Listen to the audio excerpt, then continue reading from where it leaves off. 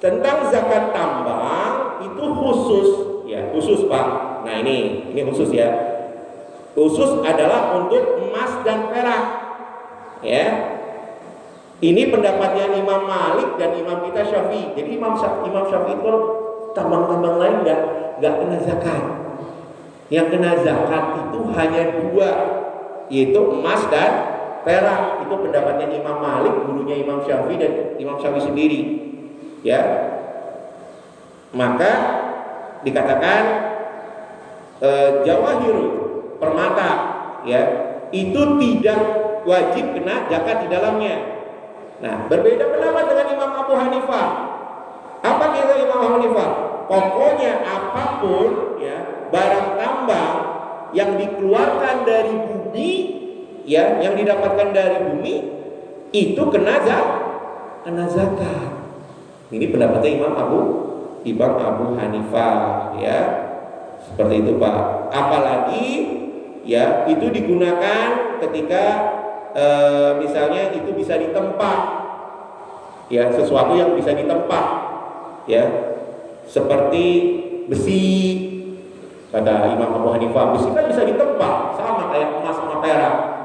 Besi bisa, timah bisa, barang tambang lain bisa. Makanya menurut pendapat Imam Abu Hanifah itu kena zakat. Jadi ini bedanya Pak. Imam Abu Hanifah itu karena beliau di tempat pertemuan Pak antara tempat Kufah itu daerah terbuka Pak, daerah di mana pertemuan dengan orang-orang barat, orang-orang timur, pemikirannya lebih terbuka, sehingga dia tahu apa yang harus dizakatin, ada yang tidak dizakatin. Maka pendapatnya lebih fleksibel, lebih rasional. Makanya pendapat Imam Abu Hanifah membolehkan misalnya zakat fitrah dengan uang. Beda dengan mazhab kita Imam Syafi'i. Kenapa? Karena dia ahli hadis. Dia lebih cenderung memilih hadis terlebih dahulu ketimbang akal, ketimbang rasional, gitu Pak. Ya, sehingga lebih kekeh, lebih hati-hati. Ya, kita pakai mazhab Imam Syafi'i, gitu loh Pak. Ya, lebih hati kita pakai mazhab Imam Syafi'i. Tapi kalau Imam Abu Hanifah enggak. Tapi semuanya kita masuk sebagai ahlus sunnah wal jamaah.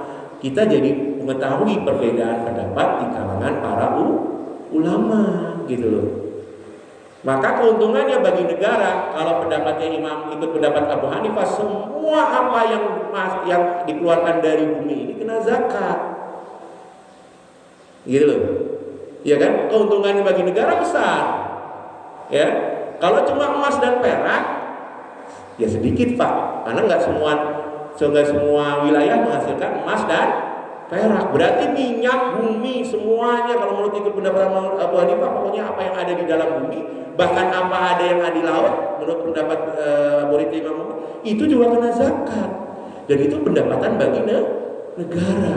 Dan itu kan tidak dibebani kepada rakyat Pak. Ingat ya, zakat itu hanya, yaitu tadi kalau zakat untuk yang dibebani oleh masyarakat itu, misalnya zakat yang kita profesi dan zakat emas dan perak, selain itu kita tidak dibebani lagi.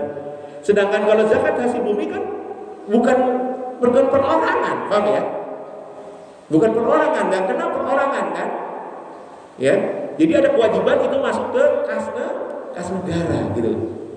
Gitu. Bedanya di situ Pak. Ya. Nah, beda dengan nanti fa'i, Pak. Fa'i itu adalah sesuatu yang dipungut kepada orang-orang non-muslim. Jizyah misalnya, pajak kepala, pelindungan kepada dia. Ya, kemudian kalau dia menyimpan harta di tempat-tempat tertentu, nah itu kena pajak, Pak. Nah, itu kenapa? Pajak, seperti itu. Oke, sampai sini ada yang ditanyakan? Paham ya? Berarti ya? Nggak susah kan? Nggak susah yang